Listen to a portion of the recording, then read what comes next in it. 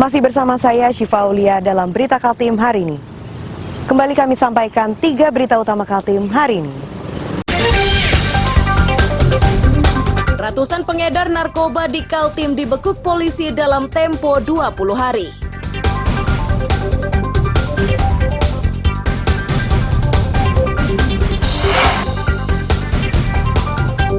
Pemerintah Kota Samarinda masih bekerja keras untuk mengatasi persoalan banjir di Loajanan Ilir.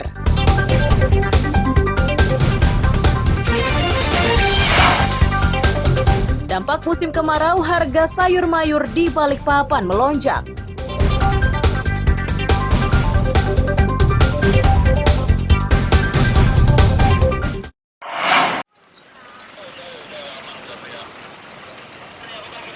Untuk memastikan proyek sodetan air di kilometer 1 Loajanan Ilir dikerjakan dengan benar, Wali Kota Samarinda Andi Harun turun langsung ke lapangan. Ia begitu bersemangat karena targetnya adalah menghentikan banjir di kawasan tersebut. Andi Harun menegaskan proyek ini merupakan kolaborasi PUPR Provinsi dan pemerintah kota. Strategi yang dilakukan adalah dengan membuat gorong-gorong yang membelah jalan. Dari sanalah luapan air dialirkan ke Sungai Mahakam.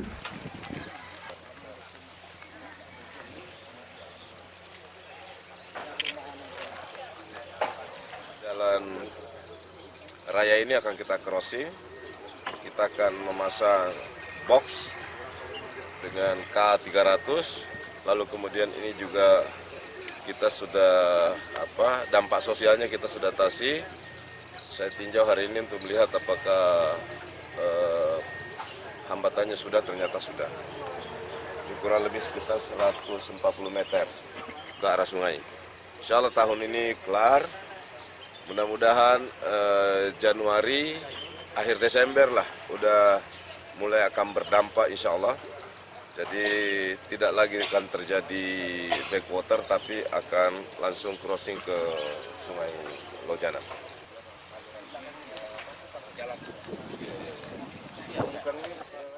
Ketua RT 03 Kelurahan Tani Aman Sutrisno menyatakan banjir mulai dirasakan tahun 2004. Mereka berharap proyek yang kini dikerjakan tersebut mampu mengatasi persoalan banjir.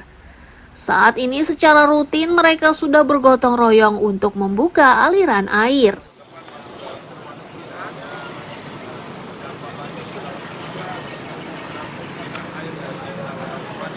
Selama ini kami kan sudah tahun 95 berdiam di sini. Jadi sudah berapa tahun ini kita sudah merasakan mulai 2004 kita merasakan kebanjiran terus. Jadi selama ini kita ya keluh kesah terus. Alhamdulillah dengan kepemimpinan Pak Andi Harun sekarang bisa teratasi. Kami dengan selalu programnya Pak Andi Harun Purubaya, kami tiap minggu, tiap bulan 2 kali gotong royong membersihkan drainase di lingkungan kami. Komit nih Pak, kalau sungai itu jadi iya, jelas kita jelas pasti konsisten untuk membersihkan sungai supaya tidak banjir lagi.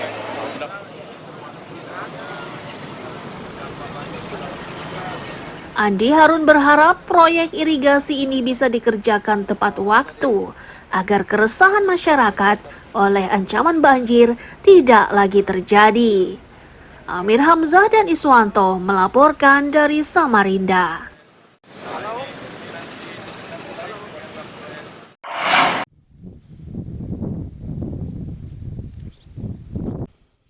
Seperti inilah kondisi tempat pemrosesan akhir sampah Bukit Pinang di Jalan Pangeran Suryanata, Samarinda Ulu. Sepanjang Selasa siang ini tidak lagi terlihat kepulan asap maupun aktivitas pemadaman.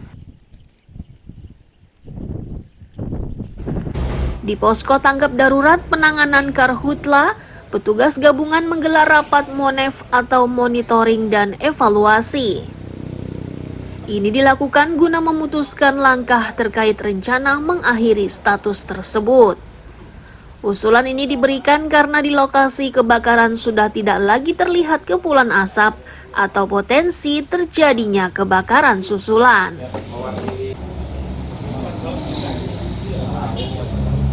Banyak Kalau dia nggak mau dibuka, tabrak dulu. Sedikit saya sampaikan bahwa ada informasi yang terakhir tanggap darurat itu kan tanggal 27 sampai tanggal 10 ya. Tapi terakhir padam yang maksimal itu di tanggal 30 September itu kita lakukan blending di sektor 5A 5B. Nah kemudian di 4 Oktober sampai 7 Oktober itu sudah mulai dilakukan patroli karena memang masih ada spot-spot asap dan api, tapi masih kecil sekali gitu ya. Dan terakhir 0 kejadian asap hotspot maupun fire spotnya itu berarti hari Minggu kemarin itu sampai dengan hari ini juga sudah tidak ada lagi. Artinya seluas area yang terbakar ini sudah tidak ada lagi tanpa asap maupun api ya Pak ya? Ya, karena berakhir sampai dengan tadi malam masih dilakukan pemantauan patroli dan informasi tadi pagi sudah tidak ada lagi. Sudah tidak ada. Nah, ke depan setelah semua ini clear, padam, aman, ini bagaimana Pak? Ada asumsi ya, apa tadi? Sesuai arahan dari Kementerian Lingkungan Hidup, setelah TPA ditutup, itu harusnya dilakukan penataan ya. Penataan supaya tidak terbakar kembali. Seperti mungkin bisa ruang RTH, mungkin dengan rekonturing, nah dengan berbagai upaya supaya tidak terjadi kebakaran pada tempat yang sama.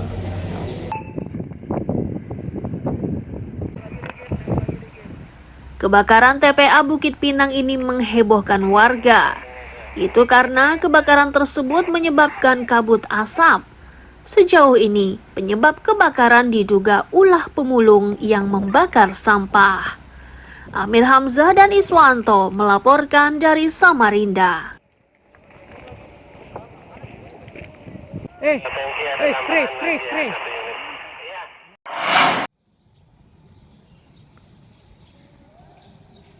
Fenomena El Nino diyakini masih akan terjadi hingga awal tahun 2024. Fenomena tersebut menyebabkan beberapa daerah di Indonesia akan dilanda suhu panas yang lebih panjang. Wilayah-wilayah tersebut adalah Sumatera Barat, Selatan, Riau, Bengkulu, dan Lampung. Sedangkan Pulau Kalimantan termasuk Samarinda, El Nino berakhir di bulan Oktober 2023. Pantauan kemarin tanggal 7. Tadi pagi ya pantauannya selama. Kepala BMKG Samarinda Riza Arianor menyatakan fenomena ini terbentuk di Samudra Pasifik bagian tengah. Kondisi ini diawali penumpukan awan hingga menyebabkan udara tersedot ke kawasan tersebut. Cuaca di Samarinda walaupun di daerah Kaltim.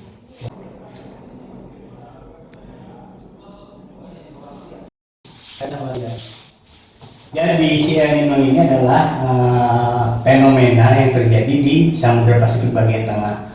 Artinya ini adalah fenomena laut dan atmosfer.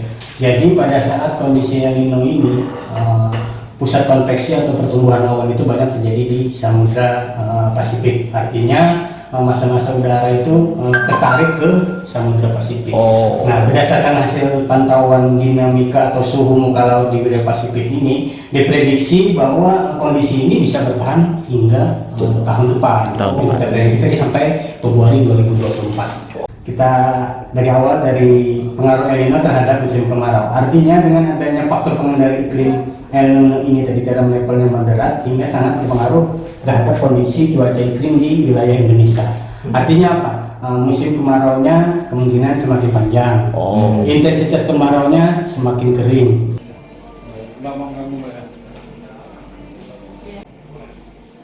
Istilah El Nino awalnya digunakan untuk menandai arus laut hangat perairan Amerika Selatan yang mengalir ke arah Mesir, Peru, dan Ekuador. Kondisi ini biasanya terjadi jelang Natal. Amir Hamzah dan Iswanto melaporkan dari Samarinda.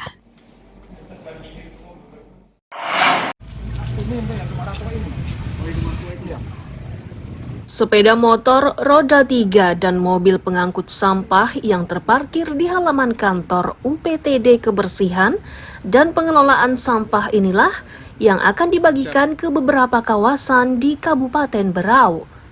Total kendaraannya 14 unit, terdiri 14 motor dan 2 mobil.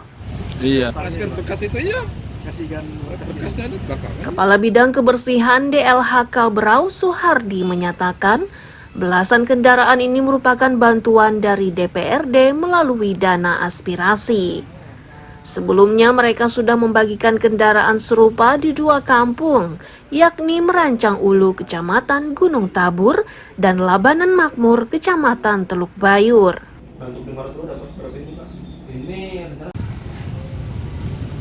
Nanti kalau bahasa kurang di atas untuk ribet ini 3 unit. Jadi dibahkan ke 3 unit.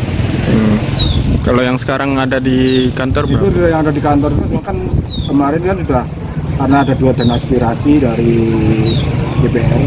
Itu kemarin menyalurkan 4 unit untuk Kecamatan Sambayung, Kelurahan Sambayung itu 4 unit, yaitu RT 11, RT 7, RT 8 dan RT 2 kalau nggak salah. Yang saat ini tersedia? Yang saat ini yang tersedia nanti direncanakan untuk ke lokasi UPTD Maratua dan Tanjung Batu. Oke. Alatnya seperti apa aja, Pak? Yang terjadi UPTD Tanjung Batu ya, nanti ada mobil seri 1 untuk Tanjung Batu, untuk Maratua, sama roda 3.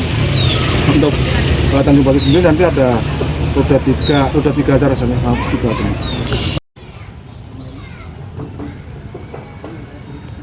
Penyaluran kendaraan pengangkut sampah ini dilakukan secara bertahap dengan mengutamakan kecamatan yang produksi sampahnya paling banyak. Amir Hamzah dan Miko Gusti melaporkan dari Kabupaten Berau.